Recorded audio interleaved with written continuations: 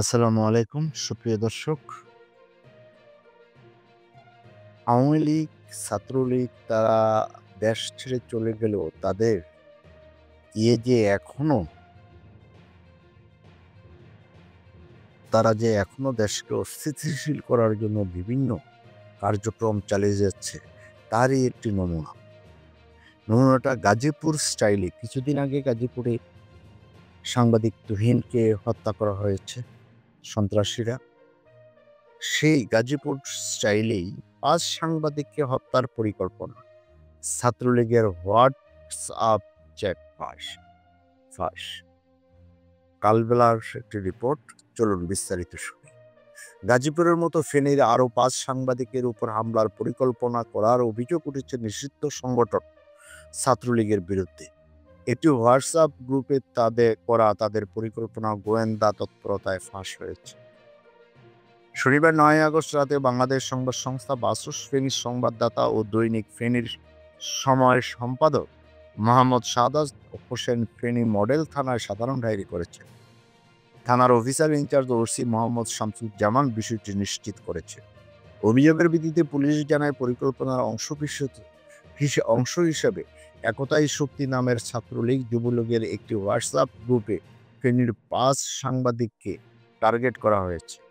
এদের মধ্যে মোহাম্মদ সাদাত হোসেন ছাড়াও যমুনা টিভির স্টাফ রিপোর্টার আরিফুর রহমান, দৈনিক ফেনীর সময়ের প্রধান প্রতিবেদক আরিফ আজম, এখন টিভির প্রতিনিধি সুলাইমান হাজারী ডালিম ও NTV online reporter Zahidul Alam Rajan রয়েছে। এবার চিন্তা করেন, তাদেরকে যে দেশ ছাড়া করছে তাদেরকে যে নিষিদ্ধ করবে না, তো কি কারণটা আছে? তারা এত বড় অন্যায় যে ক্ষমা তো চাই নাই, এত বড় হত্যাযজ্ঞ চালিয়ে ১৫টা বৎসর দেশকে এরকম নরক বানিয়ে ক্ষমা তো চাই নাই, দেশ ছেড়ে পালিয়েছে, তারপরও তাদের এ হত্যার মিশন বন্ধ নেই। সাধারণ ডায়েরিতে উল্লেখ করা হয়েছে, শুক্রবার ৮ আগস্ট দিবাগত রাতে বিভিন্ন মাধ্যমে জানতে পারি যে একতাই শক্তি নামে একটি হোয়াটসঅ্যাপ গ্রুপে কতিপয় ব্যক্তি কয়েকজন সাংবাদিকের উপর হামলার পরিকল্পনা করেছে। ওই গ্রুপে সাইফুদ্দিন লিখেছেন, আমাদের উচিত গাজীপুরের মতো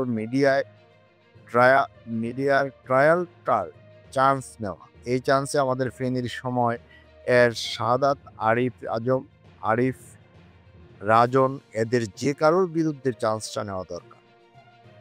এখন বিএসএল নিয়ে আসবে না, সব বিএনপির উপরে যাবে। শাহেদ অবি নামে অপর একজন লিখেছেন, এই আরিফ আজম ও শাহাদাত হোসেনদের পা চাটতো আমাদের নেতারা। এই আরিফ আজম আমাদের ফেনী কলেজ সামনে নোবেলদের মিছিল ছবি প্রকাশ করেছে, সবাইকে চিহ্নিত করতে সাহায্য করেছে। তার ও সম্পাদক শাহাদাত এর ১০ বছর পরে হলেও ছাড় নেই। মাটির যত নিচে থাকুক তুলে এনে আসবো। তাদের সাথে এনটিভি এর রাজন, যমুনা টিভির আরিফ, এদেরকে সব কয়টি চেতেন।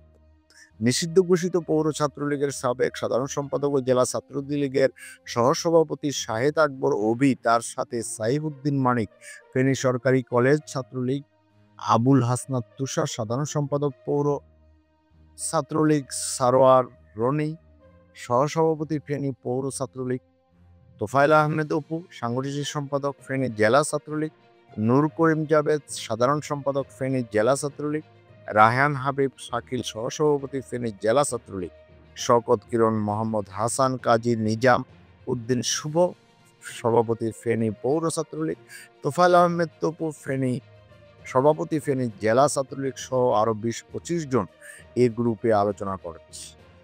এরা সবাই গাজীপুর স্টাইলে আচমকা কোথাও কোপাই দিতে চায়, এমন আলোচনা চলছে গ্রুপে, অথবা উল্লেখিত সাংবাদিকদের বাড়ি ঘরে রাতের আধারে অগ্নিকাণ্ড ঘটানোর প্ল্যানিংও রয়েছে।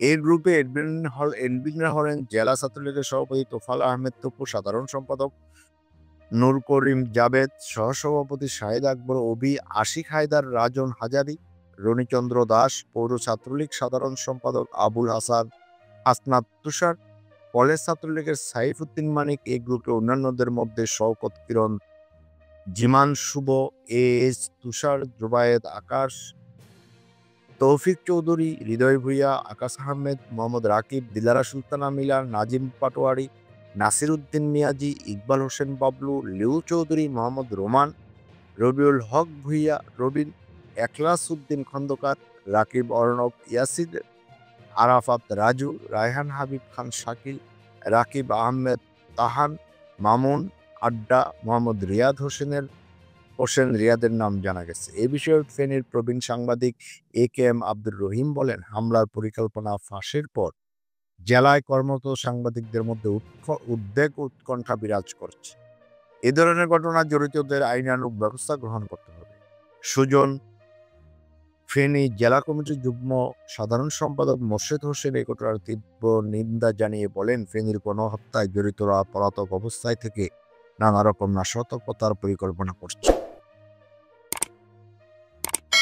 দর্শক, এই ঘটনা যদি সত্য হয় আর এই যদি হয় অবস্থা, তাদের কি করা উচিত? তারা কিন্তু বসে নেই। তারা এই যে বাংলাদেশে নির্বাচন হবে, নির্বাচনের তারিখ ঘোষণা হবে, এর মধ্যে একটা বিরাট ধরনের একটা চান্স তারা নেবে। এর জন্য এনসিপি, জামায়াত ইসলামী এবং বিএনপি সবাইকে সতর্ক থাকতে হবে। আজ এই পর্যন্তই দর্শক, ভালো থাকবেন। আল্লাহ হাফেজ।